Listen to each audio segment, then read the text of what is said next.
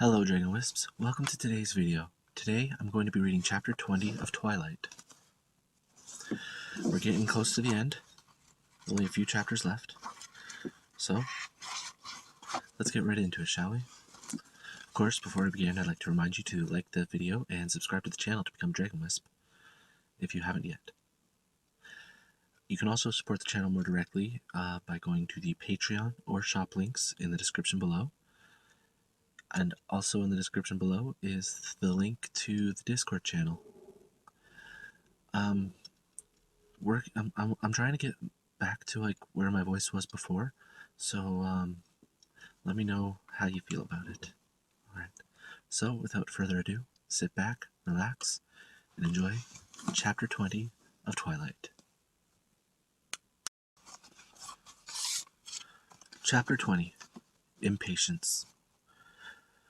When I woke up, I was confused. My thoughts were hazy, still twisted up in dreams and nightmares. It took me longer than it should have to realize where I was. This room was too bland to belong anywhere but in a hotel. The bedside lamps, bolted to the tables, were a dead giveaway, as were the long drapes made from the same fabric as the bedspread, and the generic watercolor prints on the walls. I tried to remember how I got there, but nothing came at first. I did remember the sleek black car, the glass in the windows darker than that on a limousine. The engine was almost silent, though we'd raced across the black freeways at more than twice the legal speed. And I remembered Alice sitting with me on the dark leather back seat. Somehow during the long night, my head had ended up against her granite neck. My closeness didn't seem to bother her at all, and her cool, hard skin was oddly comforting to me. The front of her thin cotton shirt was cold, damp with the tears that streamed from my eyes until, red and sore, they ran dry. Sleep had evaded me. My aching eyes strained open even though the night finally ended and dawn broke over a low peak somewhere in California. The gray light streaking across this cloudless sky stung my eyes. But I didn't close them. When I did, the images that flashed all too vividly, like still slides behind my lids, were unbearable. Charlie's broken expression, Edward's brutal snarl teeth bared, Rosalie's resentful glare, the keen-eyed scrutiny of the tracker, the dead look in Edward's eyes after he kissed me the last time. I couldn't stand to see them. So I fought against my weariness, and the sun rose higher. I was still awake when we came through a shallow mountain pass, and the sun, behind us now, reflected off the tiled rooftops of the Valley of the Sun. I didn't have enough emotion left to be surprised that we'd made a 3-day journey in one. I stared blankly at the wide, flat expanse laid out in front of me. Phoenix, the palm trees, the scrubby creosote, the haphazard lines of the intersecting freeways, the green swaths of golf courses and turquoise splotches of swimming pools, all submerged in a thin smog and embraced by the short, rocky ridges that weren't really big enough to be called mountains. The shadows of the palm trees slanted across the freeway, defined, sharper than I remembered, paler than they should be. Nothing could hide in these shadows. The bright, open freeway seemed benign enough. But I felt no relief, no sense of homecoming. "Which way to the airport, Bella?" Jasper had asked, and I flinched, though his voice was quite soft and unalarming. It was the first sound, besides the purr of the car, to break the long night silence. "Stay on the I-10, I answered automatically. "We'll pass right by it." My brain had worked slowly through the fog of sleep deprivation. "Are we flying somewhere?" I'd asked Alice. "No, but it's better to be close, just in case." I remembered beginning the loop under Sky Harbor International, but not ending it. I suppose that must have been when I'd fallen asleep. Though, now that I'd chased the memories down, I did have a vague impression of leaving the car. The sun was just falling behind the horizon, my arm draped over Alice's shoulder and her arm firm around my waist, dragging me along as I stumbled through the warm, dry shadows. I had no memory of this room. I looked at the digital clock on the nightstand. The red numbers claimed it was 3 o'clock. but they gave no indication if it was night or day. No edge of light escaped the thick curtains, but the room was bright with the light from the lamps. I rose stiffly and staggered to the window, pulling back the drapes. It was dark outside, 3 in the morning then. My room looked out on a deserted section of the freeway and the new long-term parking garage for the airport. It was slightly comforting to be able to pinpoint time and place. I looked down at myself. I was still wearing Esme's clothes, and they didn't fit very well at all. I looked around the room, glad when I discovered my duffel bag on top of the low dresser. I was on my way to find new clothes when a light tap on the door made me jump. "Can I come in?" Alice asked. I took a deep breath. "Sure." She walked in and looked me over cautiously. "You look like you could sleep longer," she said. I just shook my head. She drifted silently to the curtains and closed them securely before turning back to me. "We'll need to stay inside," she told me. "Okay." My voice was hoarse. It cracked. "Thirsty?" she asked. I shrugged. "I'm okay. How about you?" "Nothing unmanageable." She smiled. "I ordered some food for you. It's in the front room. Edward reminded me that you have to eat a lot more frequently than we do." I was instantly more alert. "He called?" "No," she said, and watched as my face fell. "It was before we left." She took my hand carefully and led me through the door into the living room of the hotel suite. I could hear a low buzz of voices coming from the TV. Jasper sat motionless at the desk in the corner, his eyes watching the news with no glimmer of interest. I sat on the floor next to the coffee table where a tray of food waited and began picking at it without noticing what I was eating. Alice perched on the arm of the sofa and stared blankly at the TV, like Jasper. I ate slowly, watching her, turning now and then to glance quickly at Jasper. It began to dawn on me that they were too still. They never looked away from the screen, though commercials were playing now. I pushed the tray away, my stomach abruptly uneasy. Alice looked down at me. "What's wrong, Alice?" I asked. "Nothing's wrong." Her eyes were wide, honest, and I didn't trust them now. "What do we do now?" "We wait for Carlyle to call." "And should he have called by now?" I could see that I was near the mark. Alice's eyes flitted from mine to the phone on top of her leather bag and back. "What does that mean?" My voice quavered, and I fought to control it. "That he hasn't called yet." "It just means that they don't have anything to tell us." But her voice was too even, and the air was harder to breathe. Jasper was suddenly beside Alice, closer to me than usual. "Bella," he said in a suspiciously soothing tone, "you have nothing to worry about. You are completely safe here." "I know that. Then why are you frightened?" he asked, confused. He might feel the tenor of my emotions, but he couldn't read the reasons behind them. "You heard what Laurent said." My voice was just a whimper, but I was sure they could hear me. "He said James was lethal. What if something goes wrong and they get separated?" "If something happens to any of them, Carlyle, Emmett, Edward," I gulped. "If that wild female hurts Esme." My voice had grown higher. A note of hysteria began to rise in it. "How could I live with myself when it's my fault?" "None of you should be risking yourselves for me." Bella, stop." He interrupted me, his words pouring out so quickly they were hard to understand. "You're worrying about all the wrong things, Bella. Trust me on this. None of us are in jeopardy. You are under too much strain as it is. Don't add to it with wholly unnecessary worries. Listen to me," he ordered, for I had looked away. "Our family is strong. Our only fear is losing you."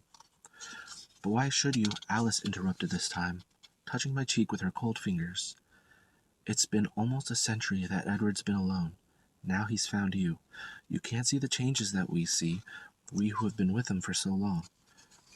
Do you think any of us want to look into his eyes for the next 100 years if he loses you?" My guilt slowly subsided as I looked into her dark eyes, but even as the calm spread over me, I knew I couldn't trust my feelings with Jasper there. It was a very long day. We stayed in the room. Alice called down to the front desk and asked them to ignore our maid service for now. The windows stayed shut, the TV on, though no one watched it. At regular intervals, food was delivered for me. The silver phone resting on Alice's bag seemed to grow bigger as the hours passed. My babysitters handled the suspense better than I did. As I fidgeted and paced, they simply grew more still, two statues whose eyes followed me imperceptibly as I moved. I occupied myself with memorizing the room, the striped pattern of the couches, tan, peach, cream, dull gold, and tan again. Sometimes I stared at the abstract prints, randomly finding pictures in the shapes, like I'd found pictures in the clouds as a child. I traced a blue hand, a woman combing her hair, a cat stretching. But when the pale red circle became a staring eye, I looked away. As the afternoon wore on, I went back to bed, simply for something to do. I hoped that by myself in the dark I could give in to the terrible fears that hovered on the edge of my consciousness, unable to break through under Jasper's careful supervision. But Alice followed me casually, as if by some coincidence she had grown tired of the front room at the same time. I was beginning to wonder what sort of instructions Edward had given her. I lay across the bed, and she sat legs folded next to me. I ignored her at first, suddenly tired enough to sleep. But after a few minutes, the panic that had held off in Jasper's presence began to make itself known. I gave up on the idea of sleep quickly then, curling up into a small ball, wrapping my arms around my legs. "Alice?" I asked. "Yes?" I kept my voice very calm. "What do you think they're doing?" Carlyle wanted to lead the tracker as far north as possible, wait for him to get close, and then turn and ambush him. Esme and Rosalie were supposed to head west as long as they could keep the female behind them. If she turned around, they were to head back to Forks and keep an eye on your dad. So I imagine things are going well if they can't call. It means the tracker is close enough that they don't want him to overhear. And Esme? I think she must be back in Forks. She won't call if there's any chance the female will overhear. I expect they're all just being very careful. Do you think they're safe, really? Bella, how many times do we have to tell you that there's no danger to us? Would you tell me the truth, though? Yes, I will always tell you the truth. Her voice was earnest. I deliberated for a moment, and decided she meant it. Tell me then, how do you become a vampire? My question caught her off guard. She was quiet. I rolled over to look at her, and her expression seemed ambivalent. Edward doesn't want me to tell you that, she said firmly, but I sensed she didn't agree. That's not fair. I think I have a right to know. I know. I looked at her, waiting. She sighed. He'll be extremely angry. It's none of his business. This is between you and me. Alice, as a friend, I'm begging you. And we are friends now somehow, as she must have known we would be all along. She looked at me with her splendid wise eyes, choosing. I'll tell you the mechanics of it, she said finally, but I don't remember it myself. And I've never done it or seen it done, so keep in mind that I can only tell you the theory. I waited. As predators, we have a glut of weapons in our physical arsenal. Much more than really necessary. The strength, the speed, the acute senses, not to mention those of us like Edward, Jasper, and I who have extra senses as well. And then, like a carnivorous flower, we are physically attractive to our prey.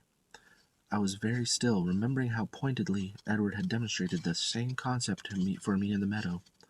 She smiled a wide, ominous smile. We have another fairly superfluous weapon.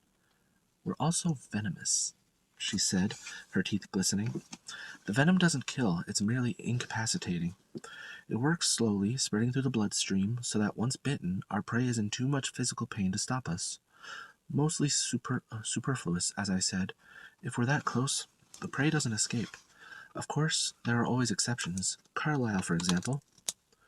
So, if the venom is left to spread, I murmured.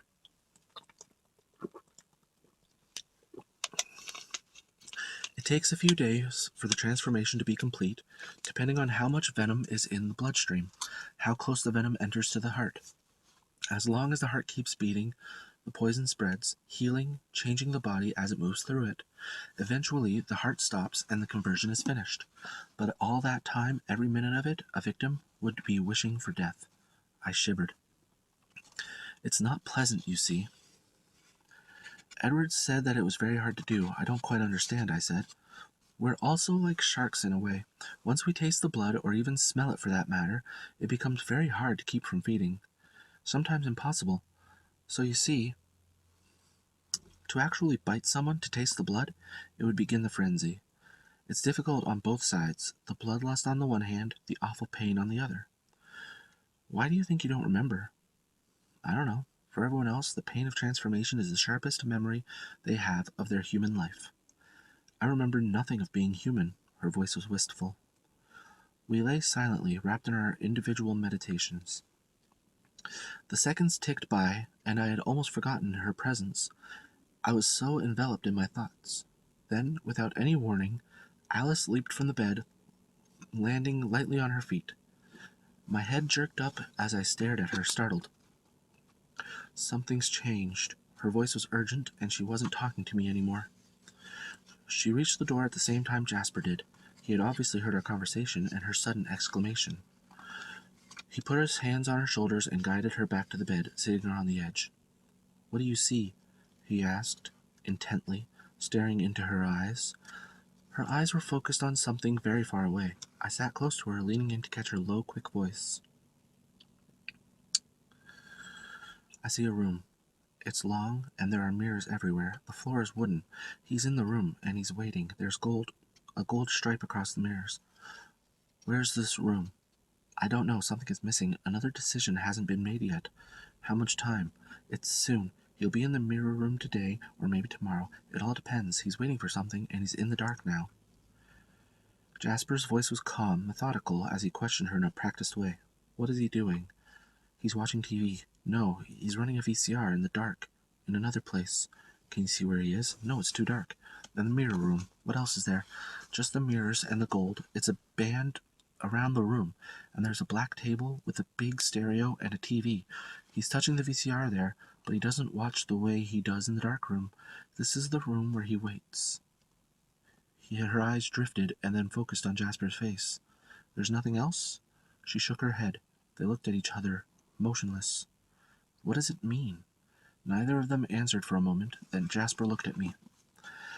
It means the tracker's plans have changed, and he's made a decision that will lead him to the mirror room and the dark room. But we don't know where those rooms are. No, but we do know that he won't be in the mountains north of Washington being hunted. He'll elude them. Alice's voice was bleak. Shall we call? I asked. They traded a serious look, undecided. And the phone rang. Alice was across the room before I could lift my head to look at it. She pushed a button and held the phone to her ear, but she didn't speak first.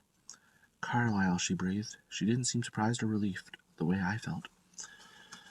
Yes, she said, glancing at me. She listened for a long time. I just saw him. She described again the vision she'd seen. Whatever made him get on that plane, it was leading him to those rooms. She paused. Yes. Alice said into the phone, and then she spoke to me. Bella? She held the phone out toward me. I ran to it. Hello? I breathed. Bella, Edward said. Oh, Edward, I was so worried. Bella, he sighed in frustration, I told you not to worry about anything but yourself. It was so unbelievably good to hear his voice. I felt the hovering cloud of despair lighten and drift back as he spoke. Where are you? We're outside of Vancouver, Bella. I'm sorry we lost him. He seems suspicious of us. He's careful to stay just far away enough that I can't hear what he's thinking. But he's gone now. It looks like he got on a plane. We think he's heading back to Forks to start over. I could hear Alice filling in Jasper behind me, her quick words blurring together in a humming noise. I know. Alice saw that he got away. You don't have to worry, though. He won't find anything to lead him to you. You just have to stay there and wait till we find him again. I'll be fine. Is Esme with Charlie? Yes, the female has been in town. She went to the house while Charlie was at work. She hasn't gone near him, so don't be afraid. He's safe with Esme and Rosalie watching. What is she doing? Probably trying to pick up the trail. She'd been all through the town during the night. Rosalie traced her through the airport, all the roads around town, the school. She's digging, Bella, but there's nothing to find. And you're sure Charlie's safe? Yes, Esme won't let him out of her sight. and we'll be there soon. If the tracker gets anywhere near Forks, we'll have him. I miss you, I whispered. I know, Bella. Believe me, I know. It's like you've taken half myself away with you. Come and get it then, I challenged. Soon, as soon as I possibly can, I will make you safe first. His voice was hard. I love you, I reminded him.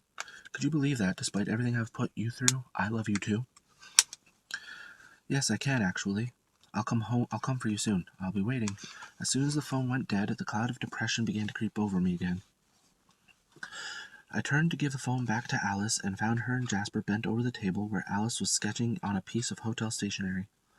I leaned on the back of the couch, looking over her shoulder. She drew a room, long, rectangular, with a thinner, square section at the back. The wooden planks that made up the floor stretched lengthwise across the room.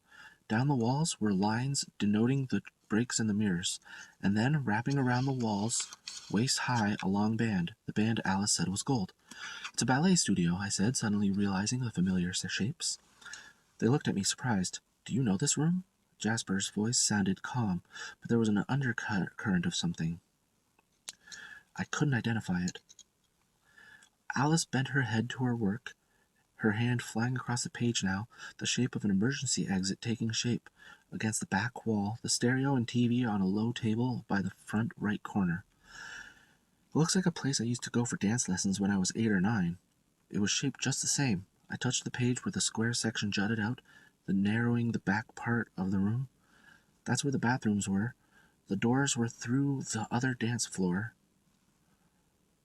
But the stereo was here. I pointed to the left corner. It was older, and there wasn't a TV. There was a window in the waiting room. You could see the room from this perspective if you looked through it. Alice and Jasper were staring at me. Are you sure it's the same room? Jasper asked, still calm. No, not at all. I suppose most dance studios would look the same. The mirrors, the bar. I traced my finger along the ballet bar set against the mirrors. It's just the shape that looks familiar. I touched the door, set in exactly the same place as the one I remembered. Would you have any reason to go there now? Alice asked, breaking my reverie. No, I haven't been there in almost 10 years. I was a terrible dancer. They always put me in the back for recitals, I admitted. So there's no way it could be connected with you? Alice asked intently. No, I don't even think the same person owns it. I'm sure it's just another dance studio somewhere. Where was the studio you went to? Jasper asked in a casual voice. It was just around the corner from my mom's house. I used to walk there after school, I said, my voice trailing off. I didn't miss the look they exchanged. Here in Phoenix, then? His voice was still casual. Yes, I whispered. 58th Street and Cactus. We all sat in silence, staring at the drawing. Alice, is that phone safe? Yes, she reassured me. The number would just trace back to Washington. Then I can use it to call my mom? I thought she was in Florida. She is, but she's coming home soon, and I can't come back to that house while... My voice trembled. I was thinking about something Edward had said, about the red-haired female at Charlie's house, at the school, where my records would be. How will you reach her? They don't have a permanent number except at the house. She's supposed to check her messages regularly. Jasper? Alice asked. He thought about it. I don't think there's any way it could hurt. Be sure you don't say where you are, of course. I reached eagerly for the phone and dialed the familiar number. It rang 4 times, and then I heard my mom's breezy voice telling me to leave a message. Mom, I said after the beep, it's me. Listen, I need you to do something. It's important. As soon as you get this message, call me at this number. Alice was already at my side, writing the number for me at the bottom of her picture. I read it carefully, twice. Please don't go anywhere until you talk to me. Don't worry, I'm okay. But I have to talk to you right away, no matter how late you get this call, all right? I love you, Mom. Bye. I closed my eyes and prayed with all my might that no unforeseen change of plans would bring her home before she got my message. I settled into the sofa, nibbling on a plate of leftover fruit, anticipating a long evening. I thought about calling Charlie, but I wasn't sure if I should be home by now or not. I concentrated on the news, watching out for stories about Florida, or about spring training, strikes, or hurricanes, or terrorist attacks, anything that might send them home early. Immortality must grant endless patience. Neither Jasper nor Alice seemed to feel the need to do anything at all. For a while, Alice sketched the vague outline of the dark room from her vision. as much as she could see in the light from the TV, but when she was done, she simply sat, looking at the blank walls with her timeless eyes. Jasper, too, seemed to have no urge to pace, or peek through the curtains, or run screaming out the door the way I did. I must have fallen asleep on the couch, waiting for the phone to ring again. The touch of Alice's cold hands woke me briefly as she carried me to the bed, but I was unconscious again before my head hit the pillow. Thank you for joining me for today's video. I hope you enjoyed chapter 20 of Twilight. I liked it because, you got to see more of a personal level for both Alice and Jasper. I feel it could have gone a little bit shorter, realistically, but it still kept a bit of a steady pace, so that was good. Let's see, there's 1, 2,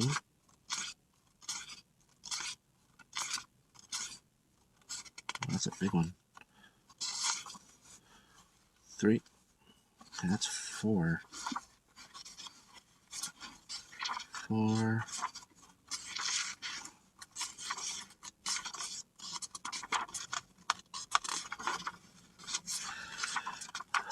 4. Either the last chapter is really long or I missed something.